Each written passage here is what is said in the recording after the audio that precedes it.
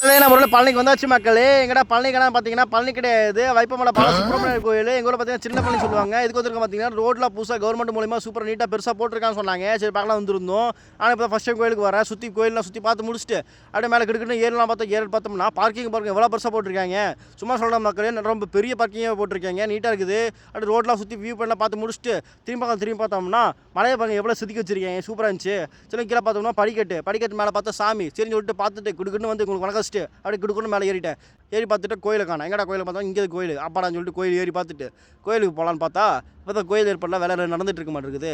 சரின்னு சொல்லிட்டு கோயிலெலாம் சுற்றி பார்த்துட்டு சூப்பராக இருந்துச்சு. பார்த்து முடிச்சுட்டு கோயில் யாருமே இருக்காங்க பார்த்தா யாருமே காணோம். நாங்கள் போன டைம் பார்த்தா 3 மணி டைமில் யாருமே இல்லை. சரின்னு சொல்லிட்டு கோயிலை பார்த்து முடிச்சுட்டு வெளியே வந்து பார்த்தோம்னா இயற்கையெல்லாம் பார்க்கறதுக்கு செமையாக இருந்துச்சு. மேலே பார்த்துருமோனா கோபுரம் பாடா சூப்பராக இருந்துச்சுடா, செமையாக இருந்துச்சு சொல்லி பார்த்து முடிச்சுட்டு அப்படியே வந்தோம்னா மயில் சாமி எப்படி முருகன் சாமியெல்லாம் சாமி கும்பிட்டு வந்தோம்னா வெயில்வெளி அந்த காடு அதெல்லாம் பார்க்கவே சூப்பராக இருந்துச்சு. கண்ணுக்குள்ள கோயிலுக்கு பார்த்தீங்கன்னா பார்க்கவே ரொம்ப சூப்பராக அற்புதமாக இருந்துச்சு. சிவனை சொல்லிட்டு கும்பிட்டு நந்திட்டு சாமிட்டு வந்துட்டு அப்படியே சுற்றி சாமி சீக்கிரம் கோயிலை கட்டுங்க சொல்லிட்டு வேண்டிட்டு கவர்மெண்ட் வேண்டிட்டு அப்படியே சுற்றி பார்த்து முடிச்சுட்டு நம்ம பிள்ளையார் கூட வணக்கத்தை போட்டு வட்டமே டுருன்னு சொல்லிட்டு பைக் எடுத்து புருன்னு கிளம்பியாச்சு.